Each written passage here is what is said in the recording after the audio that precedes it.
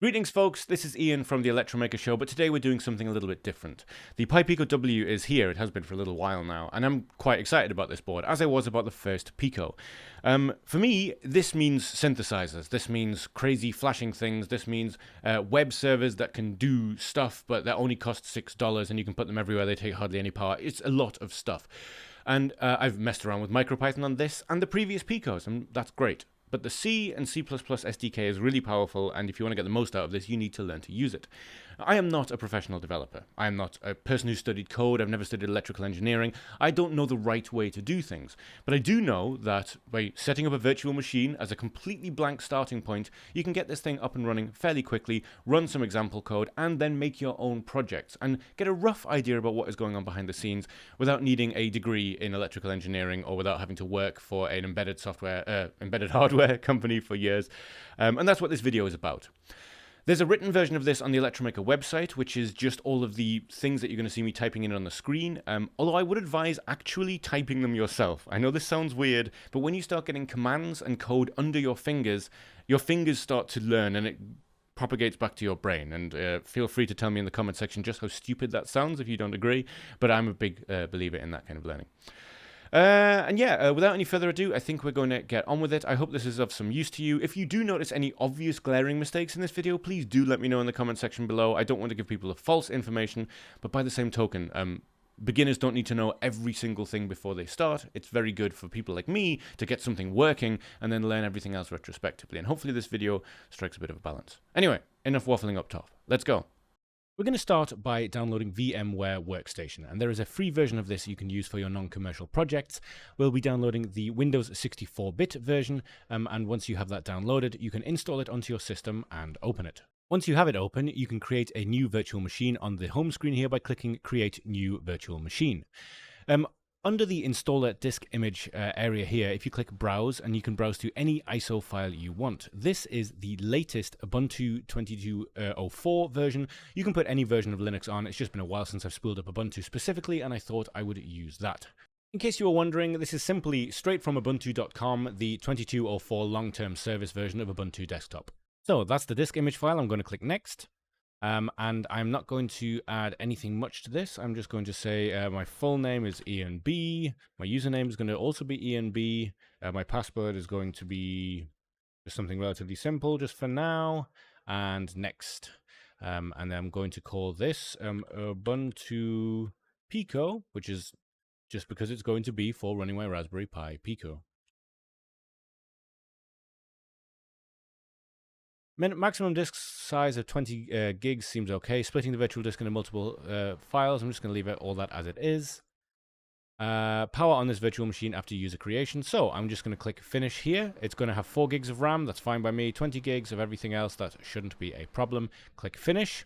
And after a moment or two, it will start loading up our new VMware Workstation player with Ubuntu inside it. Now, the first time it boots up, it might look a little bit cramped like this. Don't worry about it too much. We're just going to use this screen to follow the installation instructions. So I'm choosing my keyboard layout here, clicking Continue. I'm going to go for a normal installation, downloading updates while installing Ubuntu. I'm not going to bother with any third-party software. I'm going to click Continue. And then, essentially, it will start installing it on the virtual machine. The resolution is stuck for the installation of Ubuntu, as far as I understand. Erase disk and install Ubuntu is no problem because there's nothing on the disk. This is just installing it on this virtual machine. It's not going to do anything to the rest of your computer, so install now. Now, it asks you if you want to write the changes to the disks, and yes, you do. Again, this isn't writing it to your disks. This is writing it just inside of this VM. It's all you need. It will ask you a few questions while it is installing. At the minute, it's creating all of these file extensions, and again, as I mentioned, unfortunately, there is some scaling issues, which means that even if you scale this screen, you won't be able to see what's happening there. I stand corrected. Okay, I must have been thinking of a different virtual machine host, because usually that's an issue. Anyway, I am in Berlin. Continue. And I am Ian B virtual machine. Pick a username, Ian B, password, and a password. And I'm going to log in automatically. That's fine. Continue. And now I believe the only thing that's left to do is just wait until Ubuntu has finished installing. Again, there's a few graphical glitches you might notice here. In my experience, this happens during installation, and then afterwards things run quite smoothly. Once the virtual machine restarts, you will see this. This is the just the splash screen for opening up Ubuntu. We're not interested in any of this, so we're going to click skip. I don't want to send any system info from this VM right now. I'm not going to turn on location services. We are done. However, before leaving this, I am going to click here because, for example, I do want code. So I'm going to just skip through now to software. We're going to take care of this step right off the bat. So install Visual Studio Code. It will ask you for your password. And once this is installed, we can start working on everything else we're going to need. Now that code is installed, I'm going to close out of this software window, and I'm going to open up a terminal. I'm going to Control-Alt-T, or of course you can just click on the terminal here. And the first thing I would like to do is, well, I'll make this text a little bit bigger so it's perhaps slightly easier to see.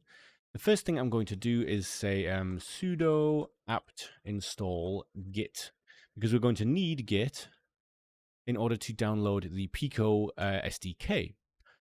Now that we have Git, we're going to need all of the actual relevant files for the Pico as well. So that's done. I'm going to open up the Firefox web browser, and I'm going to search for the Pico SDK. And it is the first thing that you see here, the github.com/raspberry-pi/Pico SDK.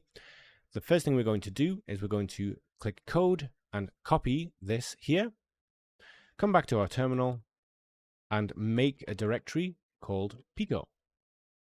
We're going to go into that directory, and we're going to say git clone and paste that link. This will now download the Raspberry Pi Pico SDK. We're also going to download all the example projects as well. If we look here, that's Pico Extras. See Pico examples for example code that you can build. And that's what we're going to start by doing. We're going to start by building some of the example projects. So I'm going to also say git clone these Raspberry Pi examples. Now, before moving on here, there is something that we will want to do. I am setting this up specifically for working with the Pico W, and it is the same GitHub repository no matter what you do. As it stands right now, we would be ready to go to work with the standard Raspberry Pi Pico, but to work with the Pico W, we want to cd into the Pico SDK, and we want to initiate the submodules. And you do that by saying git submodule, update, and also to init them. And if you look at what's happening here, it is taking the submodules that we didn't download as standard because you don't need them for the standard Pi Pico. But these are the TinyUSB module, which is useful for USB communications. But the one we're really interested in here is the CYW43 driver, because that is the Cypress, or now Infineon, part on the chip. So now that we have liplwip, this is what's going to allow us to connect the Pico W to the internet. However, we also now need to get the toolchain required for working with the Pico in general. So just before grabbing the toolchain, I've just ran the update command, which will collect all the latest package information from all of the sources configured in our sources lists. If you don't know what that means, don't worry about it. It's just good practice to do it before you do anything in Linux. And we're now going to install the Pi toolchain. And there's actually quite a list of things we need to install. So we're also going to install quite a few packages right now, including CMake, GCC, libnewlib, and build essential. All of these things are required for compiling the code that we will be making with the Pico SDK. So it will ask you, do you want to install this stuff? Yes, you do. And it will take a minute or two. It's worth, especially if you have a slower connection, it might be worth just taking a quick break here. So, if you are enjoying this video, it might be the first video you've ever seen on this channel. Electromaker is a YouTube channel, and I have a show each week called the Electromaker Show, where I talk about cool projects, I talk about new boards when they're released, although this is not so new anymore, and I talk about things on crowdfunding websites. It's a general collection of all things Maker and embedded, which leans towards things that are inventive and fun, but there's also some kind of more professional embedded news in there too. Basically whatever jumps out to me in the week. Electromaker as a website has a place for you to put your own projects on there. It's free, you can make a free account, and you can put your projects up there, document them as they are. It could be the magnum opus, the most amazing project you've ever done. Maybe it's your first day with an Arduino and you've just made it blink and you want to document that. It's all welcome on the project page, and each month we have a panel of judges that chooses our 3 favorite projects across a bunch of different criteria, and those people win actual prizes.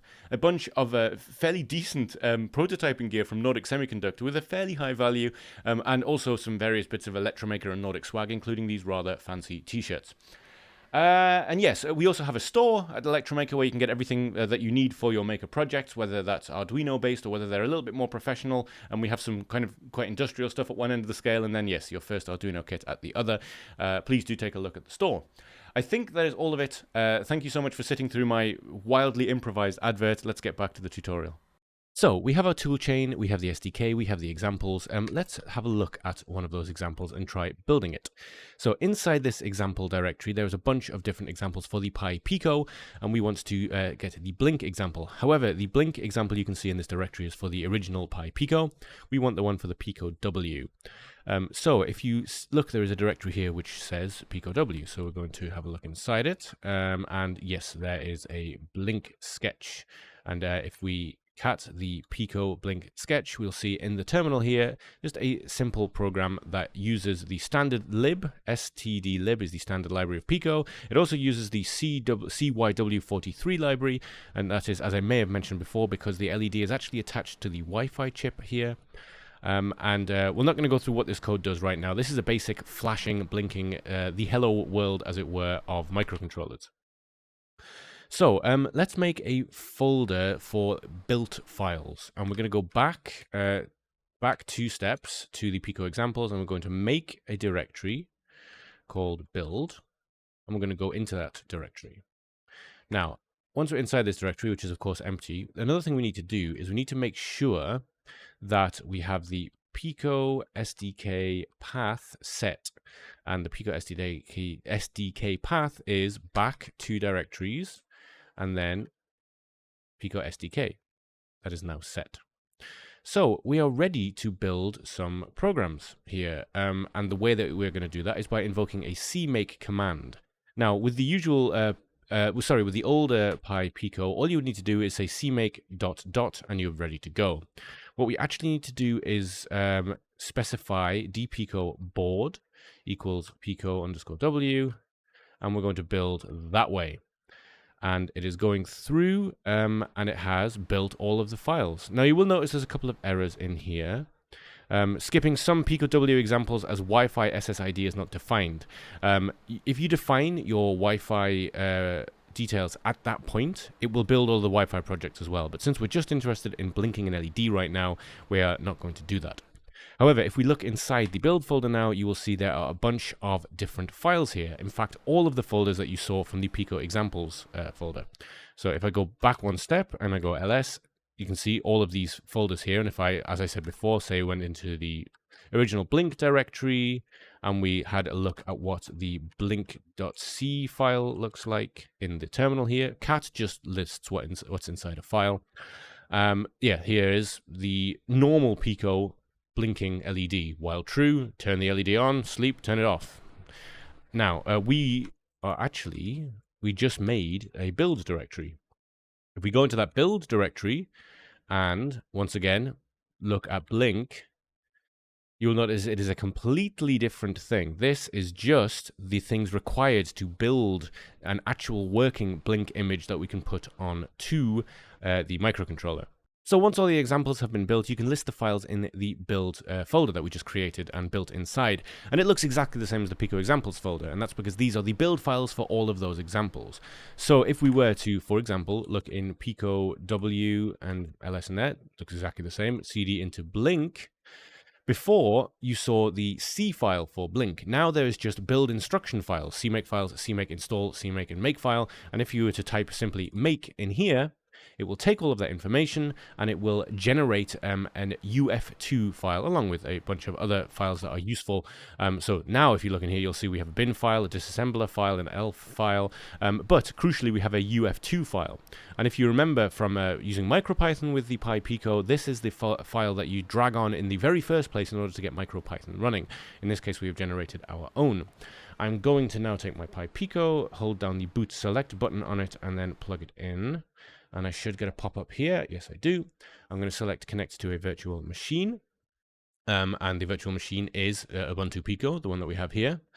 And to illustrate this as clearly as I can, I'm going to open up this. Oh, I'm already in the right folder. That's very convenient. But let's just go home on both of these so we can make it very clear what's happening. So on the right side here, from the home directory, I'm going to go into the Pico directory we made before, the Pico examples directory we downloaded, the build folder we made, Pico W, the one that we went inside just before and had a look at, the Blink folder, and here is the UF2 file we want to transfer. By holding down the boot select button when I plugged in the Pico, it shows itself as if it is a USB drive, and we can just drag our UF2 file, and it will automatically restart the Pico, and any moment now, the LED will start flashing. So that's how you can check any of the examples for the Pico. You can follow that same method for any of the others, and you don't need to do the CMake building again, because if we go into this build directory, that same build information that we had for the Pico Blink is for all of these. So if I go into, say, the regular Blink folder here, and I list that, you will see there is the same make file and CMake and all that kind of stuff, all the stuff that is required there in order to produce a UF2 file that you can put onto your Pico. And that is where you could leave this tutorial off, and that would be that. However, there is one other thing that I would like to show you before we finish, and that is how you can just set up a project completely of your own and maybe understand a little bit of what is going on behind the scenes with CMake without going too deep. So here we are in our Pico folder. Alongside our Pico SDK and Pico examples, I am going to create a new directory called Pico folder. And it might seem like a weird name, but there is a reason for that. So Pico folder, and inside here, I am going to open up Visual Studio Code inside this folder by typing code and dot. So now that we're here in Visual Studio Code, I'm going to make a folder, a file called picoc.c, which might seem odd, but I just want to make it very clear that this is a C file. I've prepared a script here already, a program, and just to save you watching me type, and it is very simple. All it does is it prints via USB serial, and it flashes the LED. This is, your very much your hello world of microcontrollers. LED is on, the LED goes on, LED is off, the LED goes off. That's all it does. Everything else in this folder you can ignore for now. What any of this does is for another day. I just want to show you how the folder structure works. Because now that we have this file, we want to be able to compile it the same way that we did the others. And the way that we do that is by making our own CMakeLists file. Now, once again, I have prepared this ahead of time. I don't want you to watch me copy all of it across. So what I'll do is, type all of it out. So what I'll do is I'll copy it across, but then I'll explain it A, to the level that I understand it, and B, to the level that I think it's important to understand at an early stage. CMake is an entire thing in and of itself that it takes a little bit of learning. I am quite new to CMake myself. However, the first thing is there is a minimum required version of CMake, which is apparently version 3.13. I have no idea why that is the case, but I'm putting that there because that is what is in the Raspberry Pi documentation, and I'm not going to argue. You also include a CMake file from the Pico SDK import. From the Pico SDK, and we're going to do that now. I don't want to forget about that, so I'm going to go back to my terminal. And I have my Pico folder, and I'm going to copy a folder from the SDK. So I need to go back one directory into the Pico SDK.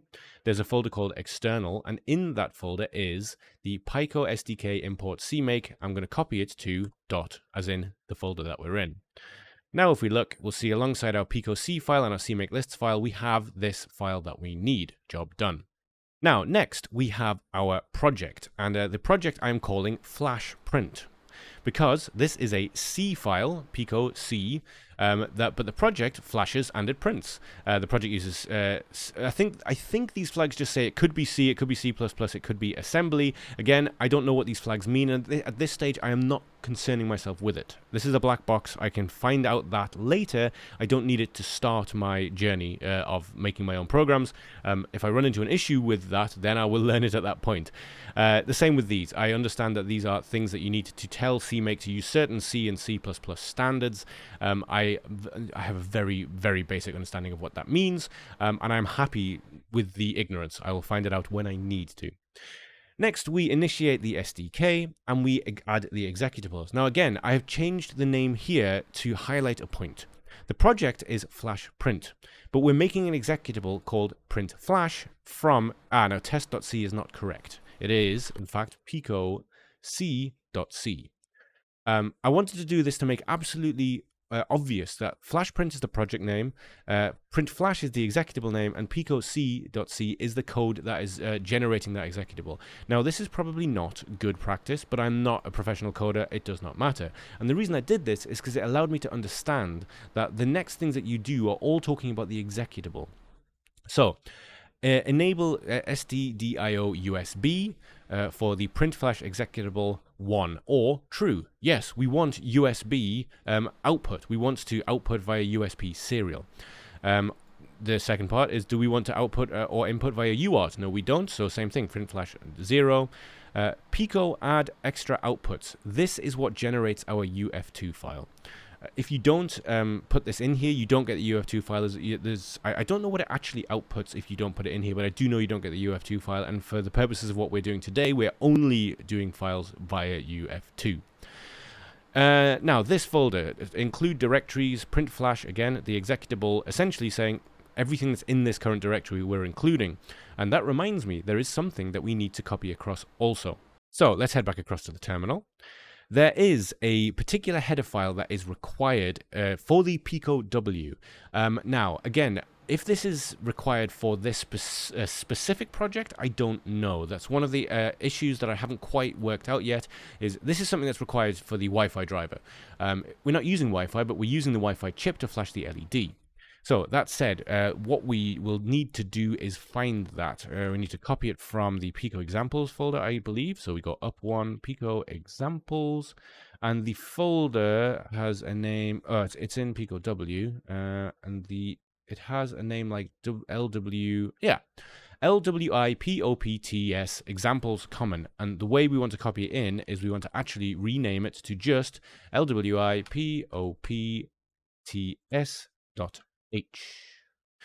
Again, I am not arguing. I'm just fairly certain this is something that has to be done for things to work. And so now when we look in the folder, we have that header file. Great.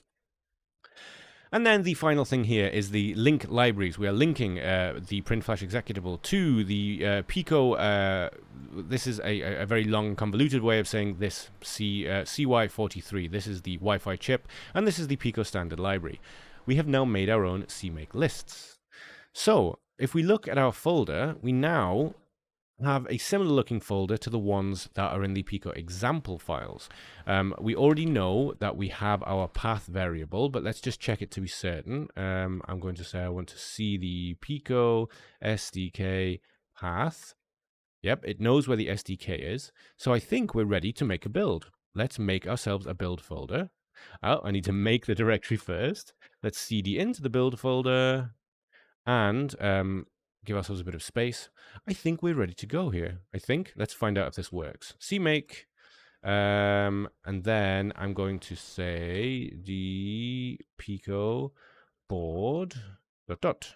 Oh, and there's a, if I remember correctly, there's a ... here. Again, I don't really know what they mean. Let's find out. The Pico board. Oh, I need to see which board it is, of course. Equals Pico W, and let's see if this works. That looks good. Build files have been written. So let's look inside here. We have these generated files. We're just going to try making it and see what happens. It looks good. So if we look in here, we now have our print flash UF2 file. So from scratch, we have now got back to the point where we were before. Ignore these red squiggly lines. That's because I haven't set up Visual Studio Code yet. I'm fairly new to using VScode. I've been using Vim or Studio for a long time. Yeah, but basically from scratch, we have got a rudimentary knowledge of what this CMake file is doing. There's a couple of those black box steps that you just have to do, like copying across those extra files. I'll make sure that those are written out properly in the description. So before we test this, there's one other thing that we need. Since we'll be talking over USB serial, I want to get Minicom. Oh, I didn't write install, did I? That's not very smart. Yeah, it doesn't matter. I need to say apt-get just install, isn't it? It's been a while. And this is just that, isn't it? Yes. Lovely. And the reason I'm doing this is because we are going to have a serial file. While this is installing, I'm going to pull the Pico out once again, hold the boot select button down once again, and I'm going to plug it back in. It's going to ask me what I want to connect to. I want to connect to Ubuntu Pico. And this time round, we're going to copy it from the command line. We're going to copy flash, what's it called? Print flash? Printflash.uf2. And I believe the folder is media.enb.rpi. There we go. So it mounts to media, enb, rpi, rp2. And when I do this, as before, it's going to copy the file across. And it should reboot the Pi, and we should see an LED start flashing. And it's come up again saying a new USB device has been detected because it's sending signals over serial. So, Ubuntu Pico, we're going to set that going again. And we're going to run Minicom. And now, what are the flags for Minicom? I can't quite remember. I think it might be that. And the baud rate. Oh, definitely want a baud rate of that. Ah, that's not the right baud rate. And yeah, I couldn't remember. I had to look them up. It's O and it is D, and I believe we're going to be on dev TTY ACM not, although I might have to look that up to be certain. Nope, there we go. So when the LED is on, it says the LED is on. When the LED is off, the LED is off. So we have taken the entirety of our own project, and we have made it work with the Pico SDK. From here, of course, we can then start adding whatever other libraries we want, as long as we make sure that we add those to our include path. And there are a few things here that are obviously going to have to be learned. For example, it took me, I didn't realize, I just had to find this and copy it from another thing, because this clearly doesn't match this include name. This is just the road. I would say that the book that comes with the Raspberry Pi Pico and the new getting onto the internet with the Raspberry Pi Pico W are both absolutely fantastic. I may be slightly biased, having just spoken to Alistair, who was instrumental in making them with his team. Yes, it's better documentation than most microcontrollers that you will find. I hope this has helped you maybe dive into the C and C++ SDK of the Pi Pico if you hadn't before. I have really only just started getting my head around how to do this level of work on the Pico. I had actually on an older Pico, I had done this entire thing in Windows and got a working thing again with Visual Studio Code, building from VScode, but I didn't really understand what was happening, and when it broke, I didn't really know what to do. Whereas this, I feel like, is a little bit more easier to understand. And again, this Linux machine is purely for working with the Pi Pico. In fact, it is the only thing that's on it. If I go back to here and I do this, this is just a completely vanilla Ubuntu install. The only directory on it is Pico. The only thing this is for is developing for the Pi Pico and Pico W, and that pleases me greatly. I hope this was of use to you. If there's anything else you'd like to know, or if you'd like a further follow-on tutorial to do with the Pi Pico, I'm happy to do the same kind of thing using Python, although we do already have a video. Robin did a getting started with MicroPython on the Pi Pico W recently, where he set up a web server. But if there are any other Pi Pico type tutorials you would like to see on the Electromaker channel, do let me know and I will have a go at making them. But for now, I hope you're having a safe, fun and creative day, and I will chat to you at some point in the future.